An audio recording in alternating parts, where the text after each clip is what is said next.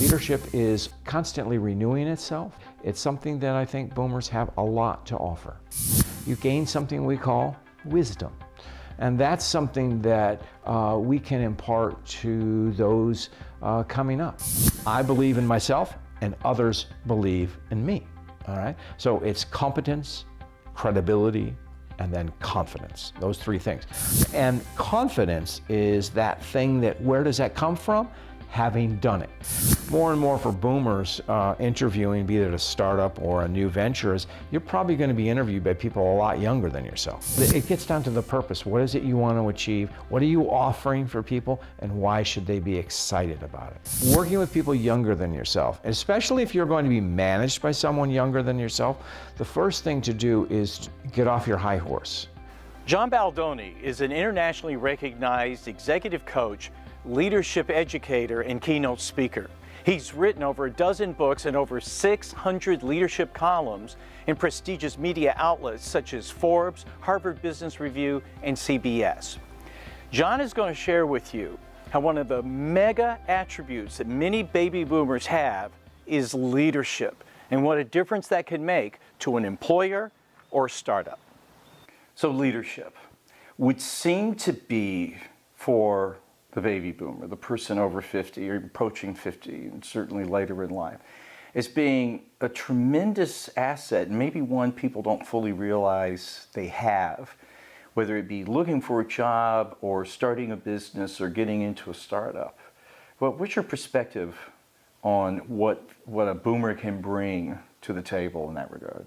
Well, that's a great question. And I'm somebody in the school that believes that leadership is actually timeless. I don't think things have really changed since the time of our ancestors. I always have this image of us huddled around a campfire telling stories. And I actually used that in a book one time, and it resonates with a lot of people. What has changed in leadership is the velocity of change and the fact that leaders are on 24/7. Okay? Looking at yourself starting over, you've experienced these things, you've been part of cultures that have. So if you've kept your antennae up, and most people have, you're pretty savvy to what's going on. And I think when we think of leadership, one thing that folks of a certain age forget is you really know a lot. You may not think you do, but you've experienced a lot in your life, particularly, life, family, those kinds of situations, organizationally, friends, all of these things. And if you've paid attention, you gain something we call wisdom. And that's something that we can impart to those coming up, be they Gen X or millennials or Gen Z, whatever we call them. So leadership is constantly renewing itself. And it's something that I think boomers have a lot to offer. Well, as one person put it, somebody asked me if I was the token graybeard on the team, and I said, no, I am the adult in the room. And there's a lot of power in that that's kind of dismissed. Sure, and it's how people are looking for a perspective. Okay, and if you come across as a know-it-all, you'll be quickly turned off. If you come across as someone who's available and accessible, people will come to you and they will seek you out. They may ask you to be a mentor. They will want to learn from you. And that's something that boomers have a lot to offer.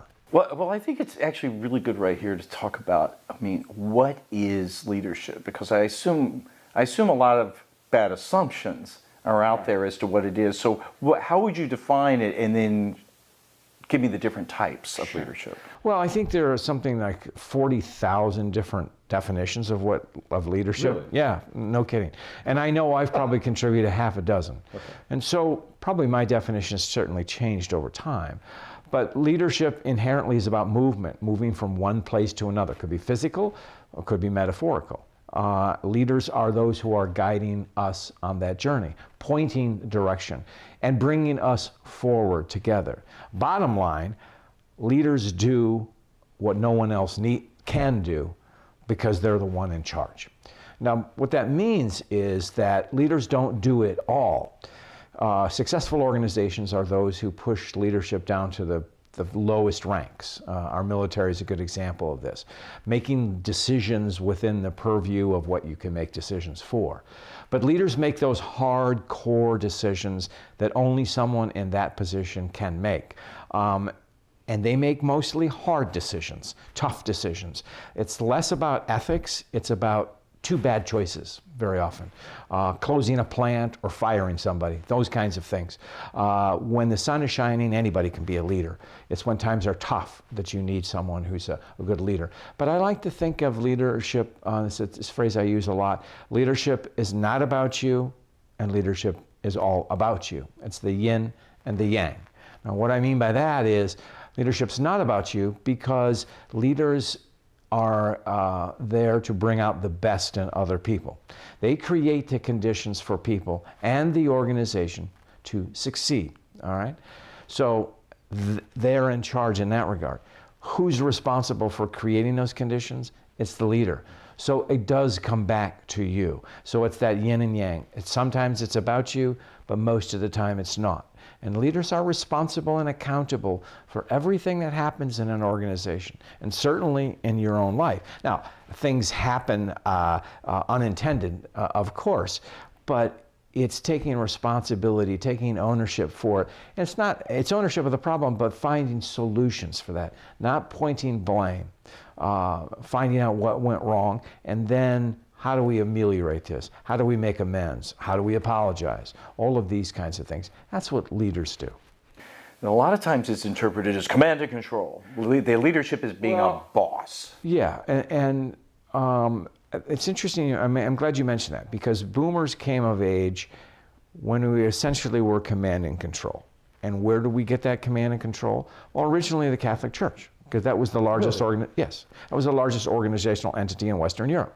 Okay, and from that, the military also had that command and control, and then that was a form of government as well. But over time, and it's basically in the last 50 years, that organizations have evolved and saying, hey, yes, we still have a hierarchy, which is good and has value, but that doesn't mean the leader makes all of the decisions all of the time. That's a dictatorship. And the downfall of a dictatorship is it's very closed. It's very closed-minded. The boss is in charge of everything.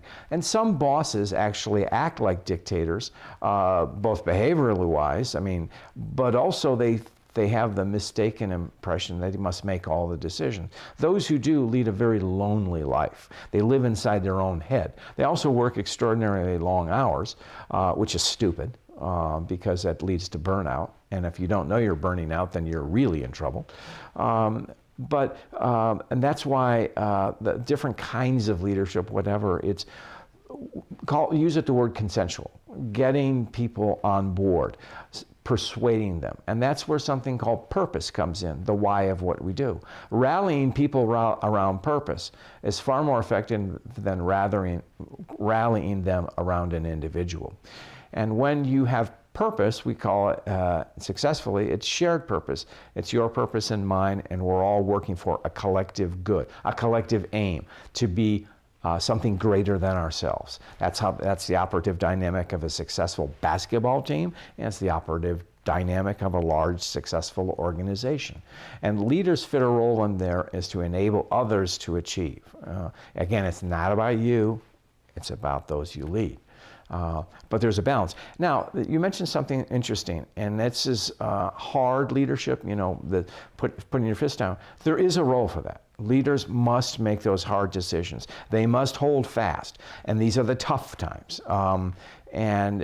People need discipline within the organization. And without discipline, organizations go off the rail. People do whatever they want to do. And what you get is a mass amount of confusion and inefficiency. So leaders need to set the guidelines and get people on board to do that. And that's an act of persuasion. But there is a need for firm leadership. A leader who stands up and makes that final decision, we need that. That's the go. If I were to start a business that would involve a lot of millennials, let's say younger people, or I was starting up a business with a bunch of millennials, or I was going into a job where I was going to have a diverse group of people, including a lot of millennials. What do you think in terms of A, selling myself to get that job, and then B, preparing myself to succeed as a leader of some sort that I should have in mind? Well, I think it's two different things. If you're starting the business, then what's your organizational purpose? And people, if it's good and compelling, people will come to you and want to work for you. If you're joining the business, ideally the same dynamic should play, but you're going in as a support player, even if you're going to take a lead role. I think you raise a good issue. Working with people younger than yourself, especially if you're going to be managed by someone younger than yourself, the first thing to do is to be, get off your high horse. Listen. And be available. Put yourself kind of in an opportunity to mentor them. They may be afraid of you at first because because of your age, that you don't know anything, you're not up to speed, but also that you know things that they don't know, but they're not even aware of what you know. And they may be afraid you're going to come in as General Patton and you're going to do things the old way. Without question. And so you have to make it safe for them to manage you. And then there comes a time when you can say, would you like my input on this? And have a conversation. And over time, build up a sense of trust so that you can say, hey, here are my ideas. Here's what we'd like to do. Have you considered this kind of stuff? Don't position it in the sense of an old war story. Well, in my day, this is what we did. If you're asked to do that, you can certainly give examples. But you talk about, hey, let me provide you with a perspective on this. And that's one thing, again, we talked about wisdom earlier. Leaders, those of a certain age have perspective. As you said, they've been parents, or they've been managed, or they have managed others. So that gives you perspective. They've seen a lot. Seen a lot, absolutely. So let's go through the different types of leadership. I know we could probably spend hours going through them, but how would you characterize it? Well, I think there's two general buckets, if you will. There's transactional and transformative. Transactional is the day-to-day. It's, in a way, it's more management. It's getting things done. And actually, most of leadership is transactional. The leadership that we write about and talk about is transformational because it affects change, okay? And those are the big things. When we never really write up transactional leaders, and they're essentially effective managers. But a transformation will not succeed without transaction. And transaction will remain in stasis if there's no transformation. So there's two different styles there. So lots of people use different words. There's situational leadership. That was Paul Hershey's term about acting in the moment and doing things. But it really all comes down to, what are you doing for the best for your people at any given moment to bring out the best in them? Really, that's what it comes down to. Maybe instead of going through all the list, what are some types of leaders that I would want to be or not want to be? Well, the kind of leader that you're not going to be is Steve Jobs, all right? Because Steve Jobs is was a genius, all right?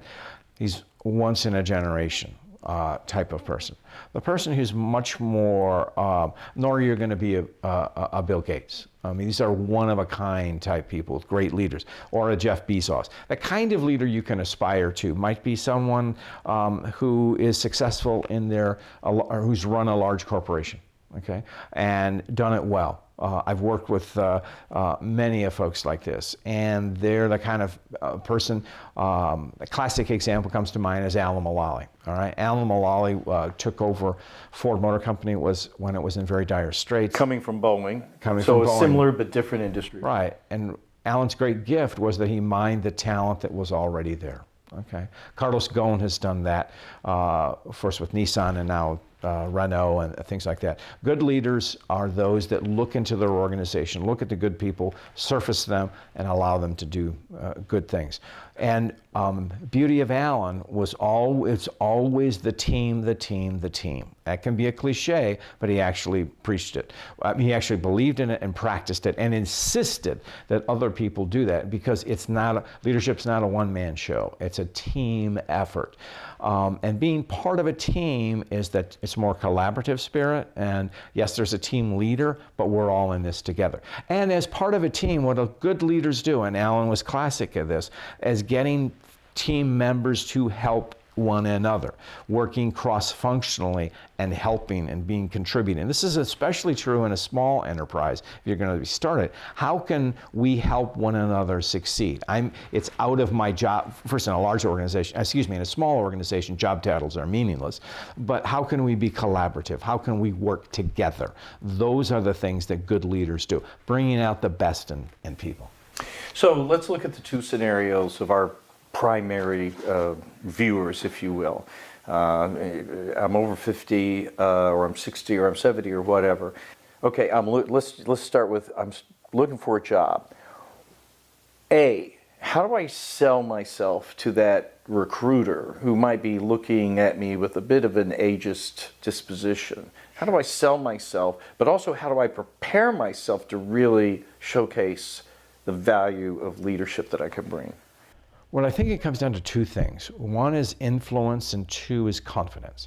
So influence effective leadership is really influence. So how do you prepare yourself to be an effective leader? Number one, you have to be competent, okay? Competence is that you believe in yourself and you have the skills to do it, be it educational experience, whatever it is. I'm an engineer, I went to school, I've practiced my trade, whatever it is, I can do this. When you go into a new organization, one thing you don't have is credibility, because you haven't proven yourself within that organization. So demonstrating your competence proves your credibility. The third thing is that confidence, okay? I believe in myself and others believe in me, all right? So it's competence, credibility, and then confidence, those three things. And confidence is that thing that, where does that come from? Having done it.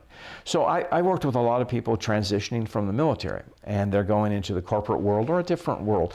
And they always say, well, you know, I've only had one employer. And I said, take a step back.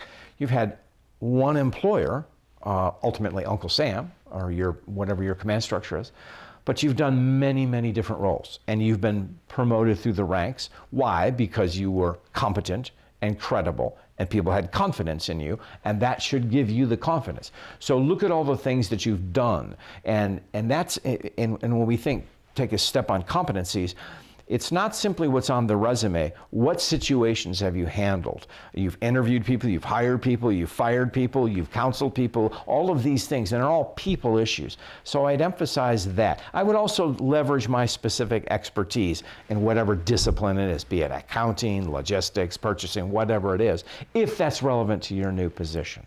But and the other thing is to come across with a sense of humility. I once worked with a guy who, I actually did not work with him. He attended a keynote of mine, and he came up to me and he said, I liked what you said about humility. He said, you know, when I hire somebody, I listen to them and I make a mental note, or I said, he's a physical note of how many times they use the preposition I.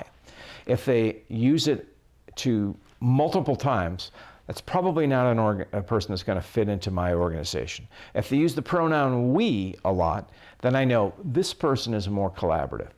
Now, in fairness, and a job interview is an artificial situation. It's really a sales opportunity. So using the pronoun I is not inappropriate. But when you talk about positioning yourself as the team, we did this, and here was our situation, and here's how we work together, and here's the leadership I provided for somebody, whatever, direction, or direction we took from someone. This is how our team implemented. Then you come across as much more understanding organizational dynamics and how you fit into that organizational dynamic. The other thing to think about, more and more for boomers interviewing, be it a startup or a new venture, is you're probably going to be interviewed by people a lot younger than yourself, maybe your kid's age, okay? So they're not your kids. You're not going to tell them what to do. Position yourself as sort of that, the beloved uncle, in a sense. You're there if they need you, that type of thing. So, and there's a sense of humility in that, and don't overstep your bounds, particularly in an interview. Don't overstep your bounds. You can often, when challenged with a situation, you can say, here's how I would do it, or here's how I've seen it done, here's how we handled that problem. Yeah, and that's the other thing. If there are certain questions, say, we had that very same situation, here's what we did. Maybe it's appropriate to you, maybe it's not. I'm coming from a career, and I've worked at a big multinational company or a decent-sized business or something like that. Maybe even I've been a leader there. Maybe I haven't been a leader there. Right.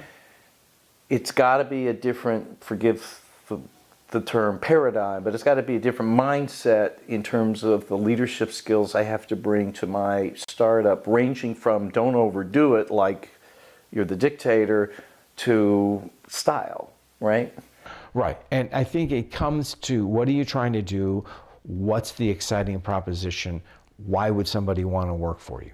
So think of that, and if it's a compelling idea, who wouldn't want to get involved in that? And then think about the kind of people you want to surround yourself with. This is a second career for you or whatever, so you don't want to work with people you don't want to work with. So you probably, and hire for difference. And hire for your strength and for your weaknesses. So for example, if you're not strong in finance, you want a finance person. If you're not good in the details, you want a good administrator. You want somebody to help you keep the trains running on time. If you're too administrative, you may not be suited for running your own kind of business, because you need to be thinking big picture. But it gets down to the purpose. What is it you want to achieve? What are you offering for people, and why should they be excited about it? That's a proposition for starting your own venture. In the leadership context, and starting your own venture is going to be some of the biggest challenges. For instance, what comes to my mind based on so much of what you've said here is that I'm going to have to lead everything, and I'm going to have to make all the big decisions and approvals and such.